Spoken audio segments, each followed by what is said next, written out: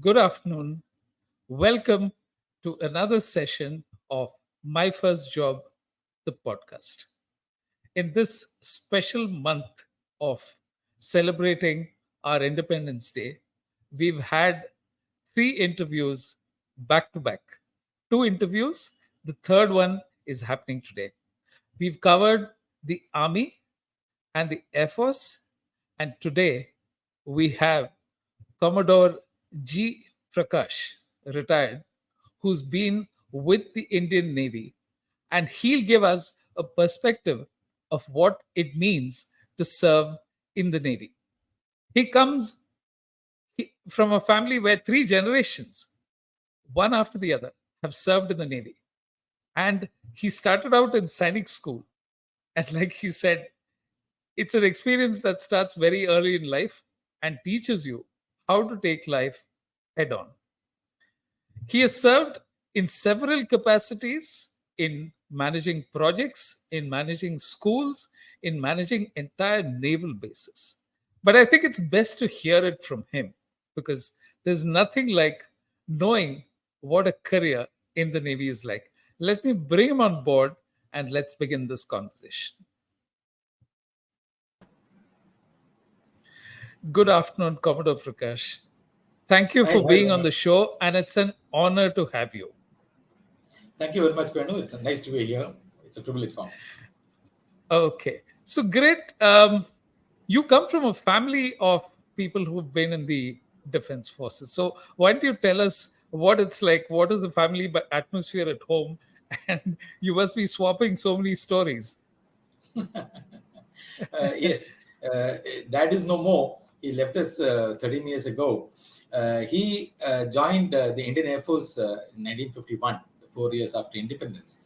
I used to say that they're the people who actually cut trees to make air bases, cleared forests to create new bases. And he also fought in all the three wars, that is 62, 65, and 71. Then he served for 38 years and retired in 1989. I had an overlap with that. Actually, what happened was that till about class 3, not class 3, till I was 3 years old, I lived with my father and mother wherever they were in the Air Force stations. But by the time I was 4, mother moved back to Kerala. And then I grew up with my cousins. Then she again went away for some time with father. I grew up with my cousins in South Central Kerala. Nice rural setting, fantastically happy childhood. Played and played like hell. And that's a time, and they, of course, the mother's family was also, they were also professional musicians. So there's a lot of music in the house. And Okay. one fine day, dad took me for an exam, and I went and wrote that, not knowing what the exam was about. And then I landed up, that was for the entrance to the Sainik school at Trivandrum. In those days, good schools were hard to come by. And this was one fantastic school. So I went to that school. That's how, and once you enter the Sainik school, it's like you put blinkers on, like a horse, because Sainik schools were created to produce armed forces officers from across the spectrum of society, Yeah. with merit being the only factor. And so they give you that blinkers, and then it's a run. If you then you have no there is no there's no preference for you in any selection, but you just are focused. So I went like that, then joined the National Defense Academy, spent 35 years in the Navy, plus accounting one more year of training, it is 36. And by the time I was I was a captain. Captain is a colonel in the army. And by the time, when I was in that rank, my son told me that he was in class 9, said that I would like to join the Navy. And I told him what I've been telling young audiences for a long time, that I told him, good, excellent decision. How you prepare is you continue doing whatever you're doing. That means you continue to play football, read books, watch movies, have fun. Only thing is that look after your eyes, your ears, your nose, your teeth, your bones, because those are very important, because there will be a medical examination. And so he did exactly that. And 2009, he also went to the academy, Naval Academy in in Kannur, and he's still there. Joined Yeah, the wow. that's how, Wonderful. Yeah, so all talk. I had an overlap with father, and son had an overlap with me. That's a fascinating generational, and it's great to see that you are continuing a tradition. It's something that you believe in, that you deeply believe in. What do you think the NDA equips you to do? Fantastic question.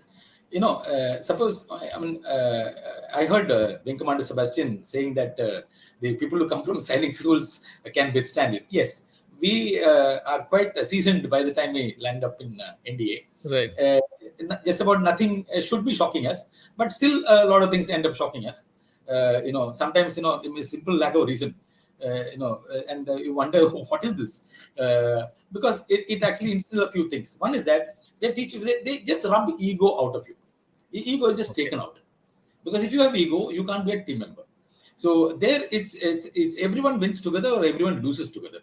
So that you are responsible to the group, and the group responsible to you. It's amazing. Like we have something called the Josh Run. At the end of, there are 3 camps that you do. I think they still do it. You at the end of grueling 10 days in the hills around Pune, you have a 45-kilometer run 45 kilometers at the end of 10 days of grueling time, carrying about 30 kilos of weight. That means you have all your tents and not tents, bivouacs, and a lot of sorry, not bivouacs, you have a lot of other packs and things like that, and a rifle also, 4.5 kilos. I'll never forget the weight of that rifle.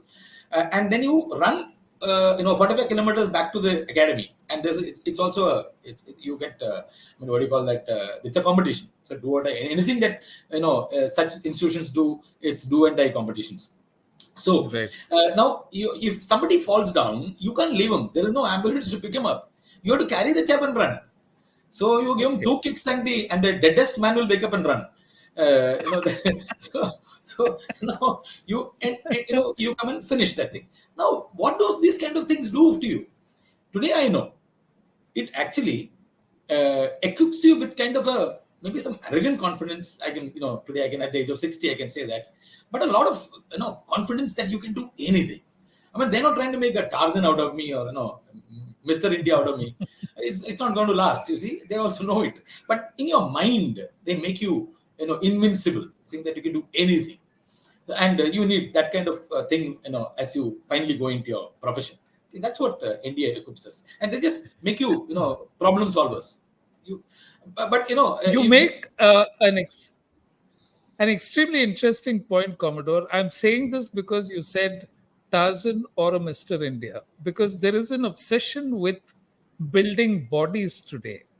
But that is more of a, it's almost as if I need to do it to look healthy and to look.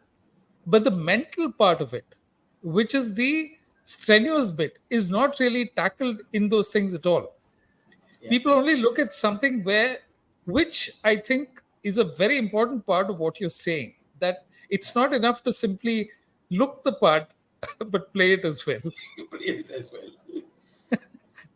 So uh, like you said, it's a really tough, it equips you for a tough life.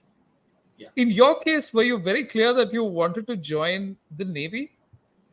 Yeah, again a fantastic question. People sometimes you ask, a pilot, did you always want to fly like a bird? And he will say, Right. yes, I wanted to do that. Did you want to sail the 7 seas? No, no, no. For a signing school guy, that is not the truth. I will tell you. Maybe that's true for some, but I will tell you what the majority's case is. See, it's a question of simple logic. When you go and write the NDA exam, National Defense Academy exam, that's the only exam in those days which you write after 12th. So, okay, Okay. so you got some 330 seats to fight for nationally. Lakhs of people write it, and you have to somehow come into that 330. Now, out of the 330 or so, about 40, 45 is for the Navy seats. About, I think, 50 or so is the Air Force. So 200 something is for the Army. So a simple law of probability says that you're likely to get into the Army. Your chances of getting into the Army are better. And it's also that the medical standards, I think, are also a bit more stringent for Air Force and the Navy. So, and we can appear for this interview called the Services Selection Board, which is where a group of psychologists look at everyone for 5 days. So that's one interview, probably the toughest interview in the world, because you can't prepare for it. Right. They will make you do all kinds of things. Okay, now, so when you apply, we can give 3 choices. So, normally we all give Army first: Army, Navy, Air Force. Now, so you get a free ticket up and down. So I went to Allahabad for that, in that interview, and I failed. and I came back. And there's a story of how that failure helped us. So helped me at least. And then you came back. Now, next time when you go, the second 6 months later, you can again go for the next chance. So next time when you go, if you again give army, you won't get a free ticket. So you have to give a different service. So I gave Navy and I got through. So that's why I'm in the Navy. So someone probably who becomes an FS officer, maybe the third chance, you see, because Army free ticket gone, Navy free ticket gone, train ticket I'm talking about. And this is told in jest, but that's a fact for at least for me. But what actually, how that first failure helped was that, when we went to Allahabad at the SSB, see, we came from a school where we were taught very good English. But the thing was that, we would speak in Malayalam in school. Spoken English was not very great. So we were tongue-tied when you went to the interview. And there were these stylish guys from all kind of convent schools who spoke beautiful English, and that tied us down even further, shut us up even further. But at the end of it, when they announced the results, they had failed. They failed. They realized, okay, that didn't matter. So 6 months later, when we landed up in Bhopal, we were at our talkative, communicative best. We just would say what comes to our mouth. And that actually broke a lot of barriers. And one came out winner. Yeah. No, and it's fascinating how these choices, when you look back at them, you often think at that particular point you may have been disappointed, but when you look back, you realize that yes, it was another move towards a different way of life. Yes. But then, what is it about the Navy what was being inducted into the Navy like? Oh, I think it's Churchill who said that to go to sea, even as a fisherman, to go to sea, everyone can't go to sea. So you need a certain basic competence. Otherwise, you can't go to sea, because that element is so cruel that and tough that you can't survive if you're an absolute dodo. No chance. So I think you can blame Churchill for this. Okay, now so in the Navy, the first thing that happens to you is that you get to. I heard Big Commander Sebastian talking about air sickness. There's something called sea sickness, because the thing is that it's simple. I think physiology or whatever you can say. The eyes. Today you and I know that we are sitting and talking to each other because our eyes are seeing it. Our brain is getting input from our eyes. Our ears have got certain balancing things in the middle ear, in the inner ear. Then our knee joints have got certain sensors in that, which is telling us the pressure. And of course, your skin is your buttocks and your thighs are touching the chair, so the brain knows that you're sitting, right? So now, what happens if so you are in a ship, and the ship is moving around, lurching around like that. Your eyes see that everything is all right unless you go out of the ship. On the top, you view the rest of the world. Otherwise, inside everything looks perfect, but your knees are not conveying that. So I'm telling a very simplified version. So the brain gets confused as to what is happening. So the brain does the simplest thing. It first of all makes you drowsy, so you lie down. Now, brain knows that if your legs aren't working, you aren't going to get into any trouble. Next is that like when electric supply goes off, you cut off all unnecessary stuff. The brain will eject out all food, so you'll vomit. So that the brain can now look at what are essential issues, not looking out of food, digesting food. Right. So that's how it happens. But over a period of time, most people on each platform, size of ship that is, based on the size, it moves in a different way. You get used to it. Most people settle down to it. No, but many people don't. The thing is that, and there is no rank, there is no officer, sailor, nothing like that. This can afflict anybody. Now, under these circumstances, you're supposed to think. You're supposed to stay alive. You're supposed to work. You're supposed to calculate. You're supposed to, employ weapon sensors. You're supposed to look intently at a sensor to check the one little spot, which may be a fight, but enemy aircraft trying to come at you. Which might give us even smaller spot, which is a missile. I'm just trying to convey that it's extremely complex atmosphere in which you are. First thing the system does is to physically inconvenience you, and then put you to do a very important job. So it's extremely nice. And now when you change ship, go and transfer to a different kind of ship, then the cycle can repeat till you get again, your body gets used to that ship now. To a lot of people. But otherwise, it's a place where there's the only place where there is warfare in the air, on the surface, and below surface. There is no other service takes a challenge like that. And the third one, in the army and the air force, there's a clear border. You throw a stone and hit a dog in, say, Pakistan, it's a Pakistani dog, you know that. But at sea, there are no borders. Your enemy could be anywhere around you, ahead of you, behind you. There are no borders at sea. So anyone could be anywhere around. And there are a lot of neutrals around. It's very difficult to figure out who is an enemy, how do you get after him. So there are serious challenges. It's a very different world, the navies. So then let me get into this. I mean, it's a slight diversion. So maritime borders are supposed to be, how are they drawn? Yeah, okay. There is actually a United Nations Convention of the Laws of the Sea, UNCLOS. In 1982, I think they finally finished it, where the world has come together and decided that the oceans belong to all of us, and there is a certain way in which you need to share this, right? And so there is something called the territorial waters. Territorial waters up to 12 miles from every point of your shore. And, that is your territorial waters, means territorial law applies there. So, for example, at 10 miles outside Cochin, if two ships collide, the local police has to take a case because it's the territorial law. Beyond that is actually high seas. But the thing is that beyond the 12 miles, there's another 12 miles which is called contiguous zone. That is for crimes committed within this, you can catch them in the next 12 miles. Those are technicalities. So I will just put it at the 12 miles. And then there is a 200-mile exclusive economic zone.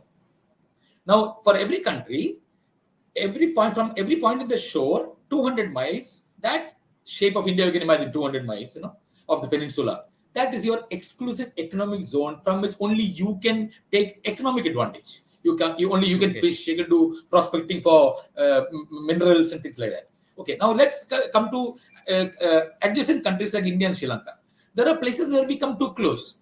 So this 12 miles from either side might coincide. Then you just make it exactly half. Okay. There is no preference for a bigger country, smaller country, nothing like that. It's equally divided. So that's basically, and then there are straits like Indonesian Straits, Malacca Strait. Those are international waters. There is no way Indonesia or say Malaysia or somebody can say that, no, I won't allow anybody to go. And you can't do that. It's world's common property. So, that's the basic story. So how do you, in the Navy, what is it that you started doing and moving up the ranks? What are the stages in your career, as it were? See, I everyone in the Navy, first of all, there are 4 basic branches. There is the I'll say from one side, I'll say logistics. You can imagine supply chain movement, all those things. They're all engineers who, then become logisticians. Then you have the electrical engineers who look after power generation, distribution, weapons, sensors, those kind of stuff. Then you have the mechanical engineers who look after propulsion, things like that. And then you have the executive branch. The executive branch is the I won't say the fighter branch, but that's the controlling branch. It's like the IAS of the armed forces, something of the civil services, something like that. Okay. Like a rough equivalent in the army is the fighting arms and the support arms. In the Air Force, anyone who flies is the operational people, and the rest are supporting. So it's a rough thing. Only thing is that in our case, all these branches are together fighting on a ship. Everybody has to be there. There has to be logistics, electrical, mechanical. Everybody has to be there. That's why I said I don't want to use that word fighting, because that's incorrect. Everybody is fighting at the same time. No. So that's the executive branch.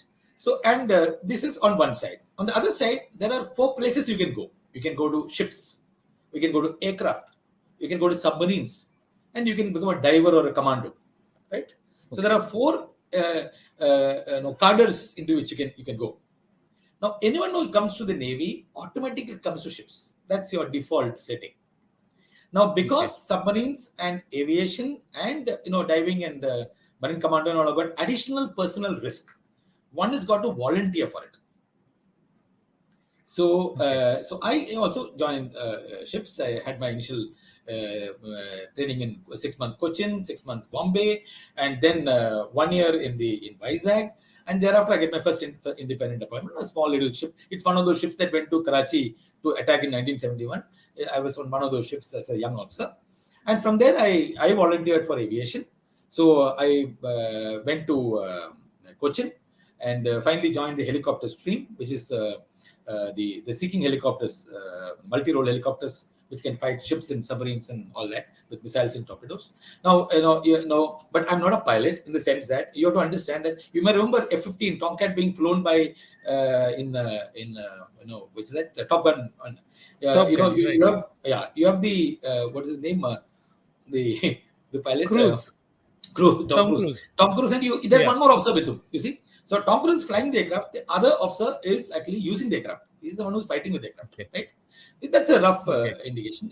So, naval aircraft all over the world have got multi-crew, and where the pilots fly the aircraft, and there's someone else, naval operations officers, who actually use the aircraft. They're the ones who actually do the anti-submarine warfare, and the radar, the electronic warfare, communications, everything they do.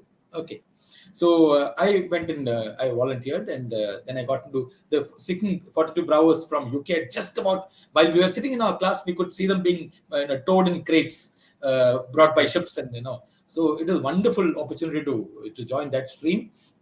And then I grew up, but then from there we were in the aircraft, the squadron that flew in the aircraft carrier.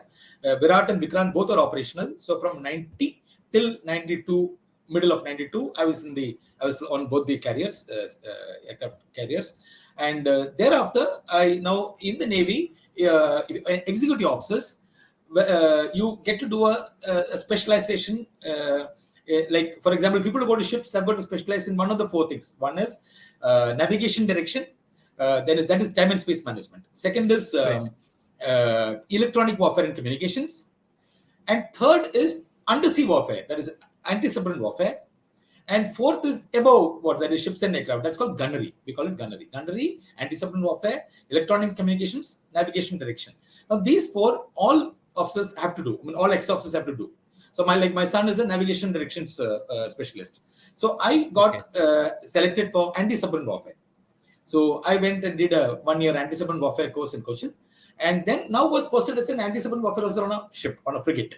Again, a latest frigate of the Navy at that time, INS Gomati, and 2 years there. Then I came back as an instructor. That's out of the blue. I mean, that normally never happens. It's like sending a physics professor to mathematics class.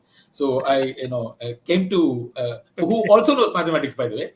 So it comes to I came back to the SW school to teach for some time, and then of course I joined an admiral as a staff officer.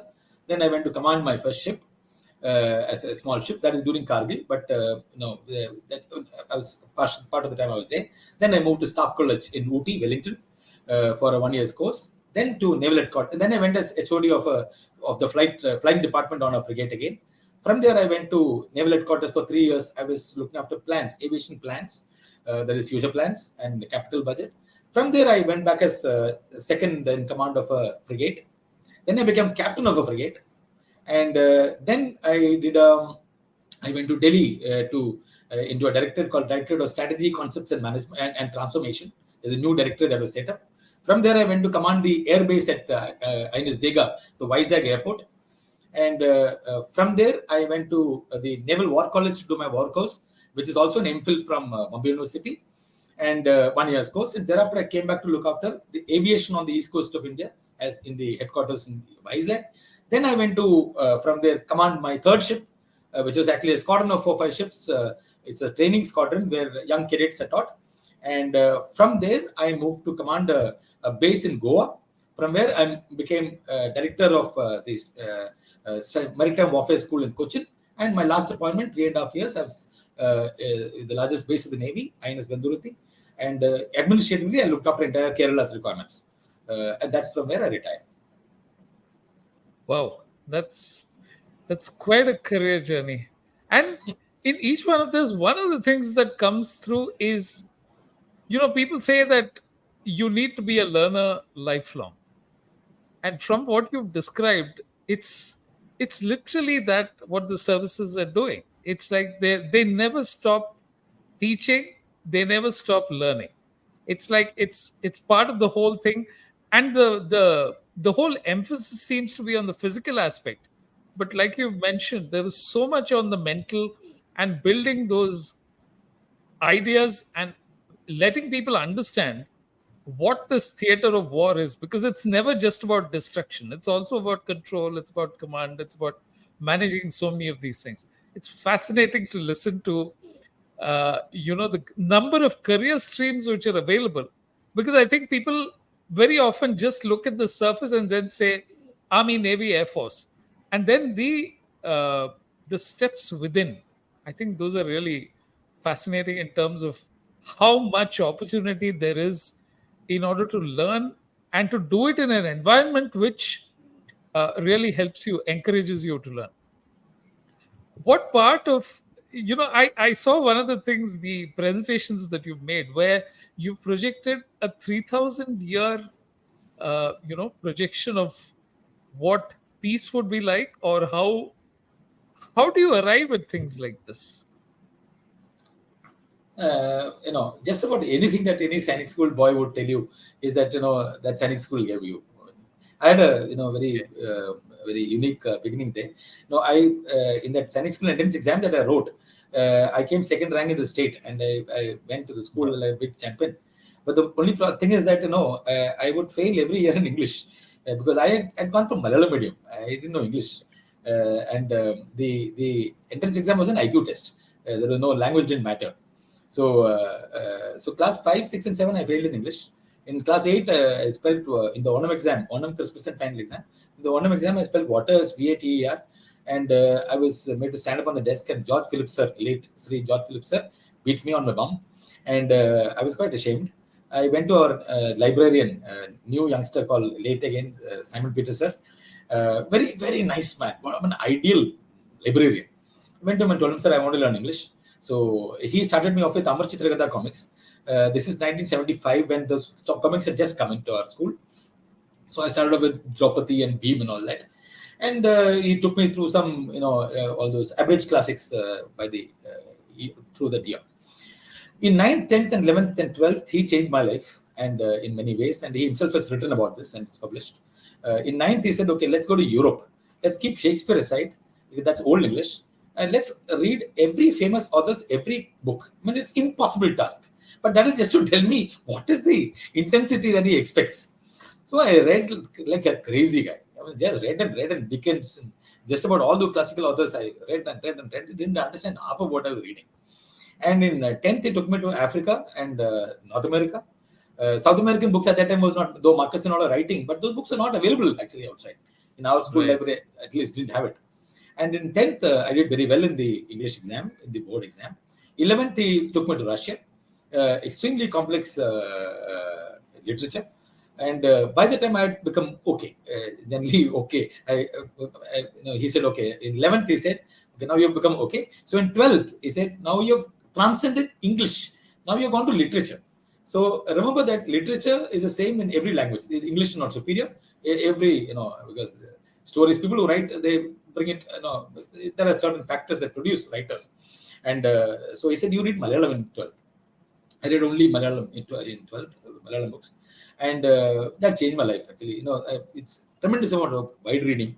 To this day, I do that. I have a reading list. I guide a lot of people on reading. Now, on that was on one side. Second was, I'm a singer and I still sing. So audiences, I never feared audiences. I mean, the bigger the audience, I thrive more. And third is packaging. Packaging, just about even a little joke that you say, you got to package it. The rest, when introduction, main body, conclusion, punchline, all that, all fitting into the time available. So somehow that may be the genes. I have written about this, actually published it actually, as to how my uncle, who's now 99 years old, just touching, about to reach 100, professional musician, when they come back at night, around the dinner table in Chenganur, in our home, they would regale us with stories. They would laugh right every day. I'm sure that actually made a difference. So finally, all this, I started talking, right from younger days, even a small presentation somewhere, some lecture the unit has to give, they would say, okay, G. Prakash, go here. So I would go and do it.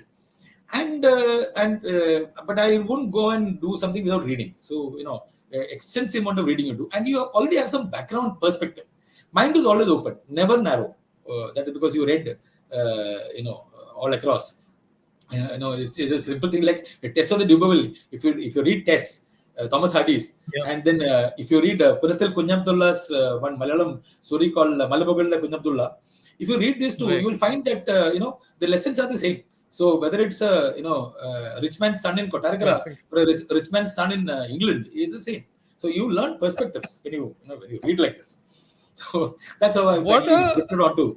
I mean, hats off to the person from the library, because I haven't ever heard this national approach almost of how, go with one particular country, then move to another country, and it absorbs so much. There's culture, there is the lifestyle and everything that happens, obviously, and then to come back home and then say, okay, come back to Kerala and then do it.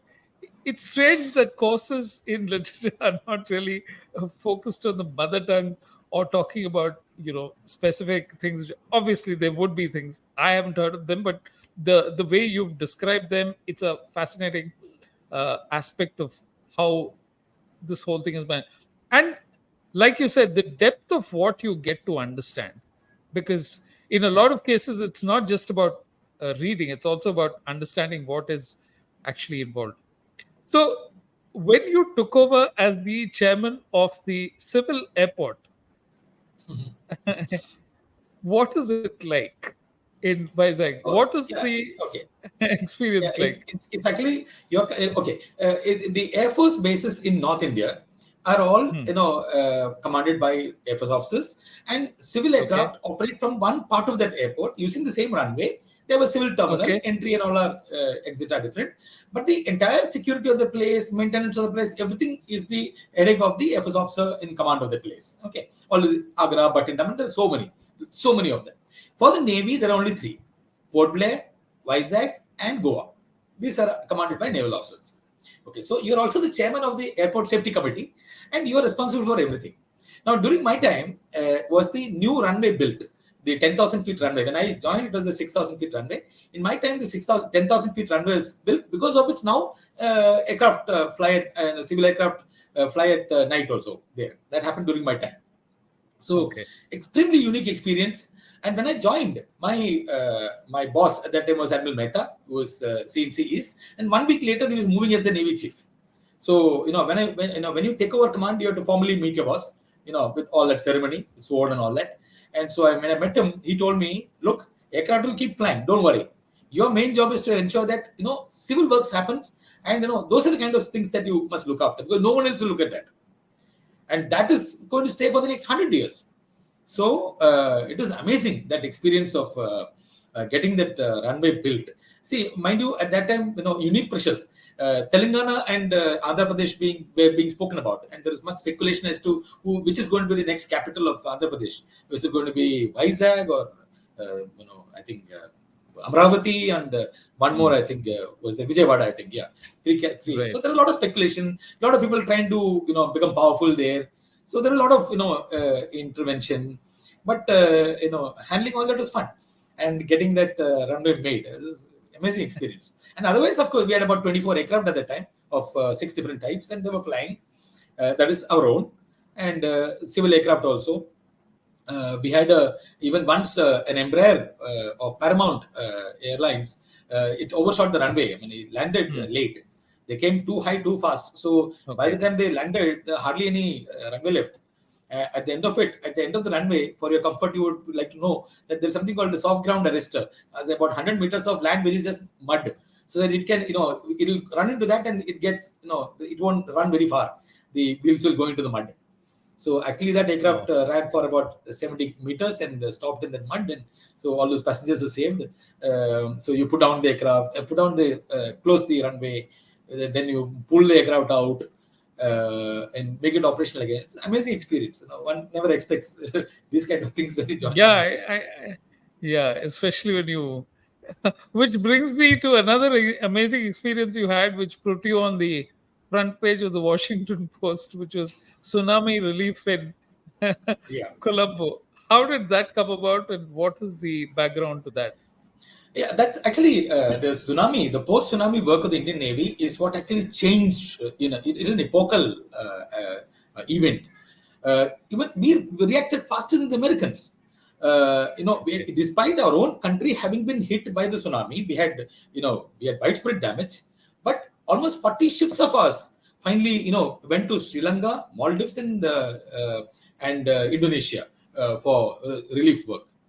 And we reacted fast immediately. Within 24 hours, our ships were in different harbors, all not 40 at the same time. I mean, thereafter, people took turns. And we were the ones who cleared foreign harbors. We brought them food. There's actually tremendous devastation, destruction, death. All that was looked after. Now, you would wonder as to how come these ships managed to do that? Because ships are meant for fighting. I mean, how did they, within 24 hours, reach a port like Gaul and start clearing that place? That's because warships have this unique thing of, they have certain inherent capabilities. Let's take a frigate and above, big ships have every possible specialization that you can think in the industry is there on board. You have all kind of technicians, you have all kind of skills, whether it's carpentry or metal worker, welding, cutting, you name it, it's there. From cooking to electronics, everything is on board. Plus, for this 350 people on board, we have 60 days of dry rations always in store. That means rice, sugar, oils, staples like that, which won't get spoiled. We had 60 days for 350 people already on board. Plus, you got about 15 days of fresh rations. That's, fruits and vegetables and, eggs and things like that. Then you got entire rooms full of mutton and chicken and all that thing. Tremendous amount. So, and you have a lot of stores, naval stores they call, for our own, survival and, upkeep and all that thing when you're far out. Now, all these are fantastic stuff for anyone who's in trouble. So you can blindly send a warship to a place of trouble, and they will deliver. There's no doubt in that. Okay, just an aside in this. Over time, I just can't leave a perspective when it's available. See, how did the Brits and or the colonials, how did they manage actually? They send warships to faraway places, and wherever there's a problem, there was no communication. You didn't know what was happening on ground there. So the captains would go there and actually see the situation and take whatever action. Now, that is why captains at sea have tremendous powers. And no one takes it kindly if they call up to check, sir, main kya karu? That is absolutely unacceptable. They are supposed to take it themselves. So, okay. So that's how we started going. So there were turns. So I was at sea, in January. This happened in January, December 25th or something it happened. And January, the beginning of January, I was at sea. I was a Bombay ship. INS Taragiri, it's a frigate. And I was told to go to Kochi. I didn't know what it was. So I knew there was tsunami hit, but I went to Kochi and I was told I'm going to Gaul. I was going to replace another ship called Sharda. So now in the night there is, they suddenly come and load all kind of stuff on board. Even on the deck there is, drinking water kept on. Next day I'm outside Gaul, and the next day I'm inside Gaul, and now nothing is there. Everything in Gaul port is gone. Everybody except the harbour master died. And there is no electricity. There is no water. Nothing. So my ship is there, producing our own electricity. Now it's a steam ship. Now steam turbines need water. Now water you can only suck from down below now.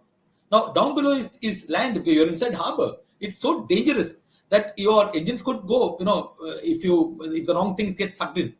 But we ran that thing. 15 days I was there, and I had my own helicopter. And I reported to the local admiral, like the previous commanding officers before me also would have done.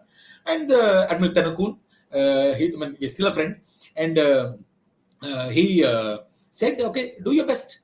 Now, that is classical military tasking, because you don't know what is to be done. It is foolish to believe that you can tell somebody else exactly what to do. So you said, welcome to Sri Lanka.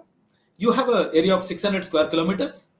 Government will keep telling you where all you need refugee camps. Okay, it's politically incorrect. It's internally displaced people, IDP camps, and do whatever else you can do. Amazing experience we had. I'll tell you a simple thing. Like, for example, there is the Red Cross. There's one Father Fernando who had warehouses full of stuff from all over the world. But the poor man, the priest, didn't have the wherewithal to distribute it. So I heard this, so I went to him and I said, Father, I will distribute your stuff. So we started picking up things from there and distributing it, into people who are stricken. So 15 days we did that, and finally we were I think the last ship to leave Sri Lanka. So we were extremely lucky that Nirupama Rao Menon was the High Commissioner at that time, later the Foreign Secretary. She came down to Gaul, and I got a little prize from them. They gave me an honor as friend of Sri Lanka and all that. And then they said that the President, Chandrika Kumaratunge Madam, wanted to say thanks to the Indian Navy. So we were the lucky ship to went there to Colombo the next day, and she gave an audience to a team from our ship. She spent 4 hours with us, took individual photographs with every sailor, officers, and all. A beautiful time, very sincere. And then we moved out. But as we move out, there is no great celebration, there is no cake cutting, there nothing. It is just, yeah, or kya hai, abhi kya hai. That's it. It just becomes another set of reports, and there is no emotional. It's for you to gloat or over or feel proud later in life. But there it was just another day in our life. Wow. I mean, this is a kind of work ethic in a world where people look for job descriptions and everything that they do. I will just put in one point. Like how symbolic stuff matter. Now, when I went there, my Admiral Bangara, who was seen in South, who finally tasked me, he said the same thing to me. Go there, do your best. You want anything, talk to me. Don't talk to Sri Lankans because they are all, they're all trauma-stricken. Yes. There's no point. You call me, give me a call. Okay, so I went there. Now, the local base, the naval base called SLNS Dakshina, was completely flattened. And the commanding officer was a commander, my seniority, still a friend. Even on August 15th, he sent me a message. He had lost everything. And even his car was found from on top of a mall about 2 weeks later. It had been, it's on the 4th floor somewhere. Okay, so... My God. Sudarman Silva, Commodore Sudarman Silva, then commander. So we lived like brothers. Breakfast, lunch, and dinner he had with me. And we had to now help set up that place. What I did was, nobody told me. I decided to gift my chair, captain's chair, and the 3 visitors' chairs in front of me. So they said, with this we'll set up the commanding officer's office. So they were picked up on the jetty. Now the sailors asked each other, "CEO साहब का chair क्या कर रहा है उधर, jetty पे?" Now news spreads, वो साहब ने उधर उनको दे दिया. So, you come down to something like, Munna Bhai telling that, mera underwear chhod ke kuch bhi le ja sakta hai, So, the message is very clear. We are here to do this thing and there are no limits. We will help. Because that's your task now. If the same task was to go and, say, fight, then you fight like mad. You are supposed to help, you help like mad. That's it. You do 100% of whatever you're tasked to do. So, I'm just telling, how symbolic stuff can help. 3 simple words: do your best. I mean, when you take them and put them into a certain thing, because the best will vary for everyone. Yeah. And as far as you're concerned, I'm saying the best would be far beyond what people normally think. Like you said, okay, take away my chair. Because apart from the symbolism, there's also a very practical aspect to it, saying that, yes, you put it out there, it gives people a sense of normalcy. That an office is where a person is sitting and there are 2 people opposite. It may look small, but that is the whole point of this, which is to look at some of the, presentations which you've made, which is a 3,000-year perspective on India's national security. How do you begin to conceive of something in a world where we see the next 5 years as being hard to predict? What is it that doesn't change? Yeah. So, I've always been a history buff. Maybe again it goes back to our school. The teacher who taught us, C.C. John Sir, the way he would teach you Rani Lakshmi Bai, you could imagine Rani Lakshmi Bai coming on a horse into your classroom. That's a kind of so that people say that no, there is no boring history. There are only boring history teachers. So it's fantastic. Somehow I was always hooked to history, and early on I discovered that I was quite convinced that human beings 5,000 years back and 5,000 years from now will be the same. Imagine telling a Roman, during a Roman period, Julius Caesar being telling the Senate, hey, gentlemen, see, we are so ancient. He doesn't. At every moment, you are the latest in the world. So, the mind is the same. People don't change. So, Actually, comparative history. What happens in one part of the world actually has effects on another part of the world. Unless Right. we see the big picture, everything doesn't come in. If you look at narrow parts of history, it doesn't teach you anything. Actually, I developed this lecture for teaching for taking classes for IAS, IP, IAS, IFS, IRS probationers. Now, what happens is that during their probationary period, they go to in various departments. In 1 year, they go to various parts of the country in various departments, and they have a little program. So, in 2010, they had come to Cochin. So I was told, can you please take a lecture for them? I said, okay. So I was given the freedom to talk whatever I wanted. So I developed this lecture at that time because I figured out that they need to be told a big picture. So I know, though I say 3,000 years, I go even farther than that actually. And I look a bit ahead also. So once I did that, I know this officers who get selected to the civil services are all very good students. They would have done a lot of studies, and it was and I did this for about 9 years. Every year thereafter, I did this till I retired. And they would tell at the end of it that saying, "Sir, we knew most of those events individually, what you strung together, but we didn't know the connection." For example, the say Tipu Sultan war is actually a part of the 7 Years' War in Europe. It's France and UK fighting, and that fight is spilling over to their colonies in the Americas and in India. So unless you know this, you would actually not understand the world, and you will not be able to. If you don't have this kind of a strong background, you can't look ahead with any meaning. So that is my conviction, and so that's I just developed that. And I like making new content and new perspectives, so that way I think it helps, and I curate it for certain audiences, and made it exactly for them because they're going to be administrators, very important people. And so I thought that I would fill in gaps which probably might exist in the system elsewhere. That's such a deep point, Commodore, because what you're saying is that when you make a decision, an administrative decision, which could have local impact, it spills over in ways that you may not be able to predict with any amount of certainty. But it is wise to know what is it that can have an impact, and what are the Yes. things that you can play around with, and what are the things you shouldn't be touching at all. Yes. Because like judgments, the whole thing is one about what was the past history of this particular judgment. What is it that, what are people going by, and what is ingrained in law. It's amazing how quickly this hour has passed. So, with reluctance, I'll have to ask, what is it that you would tell young people who uh, who are only looking at, let's say, IT is the next big thing. But I think literally what you're saying is that you can continue to do so much if you're in the services. Where Yes. would you like to tell them to begin?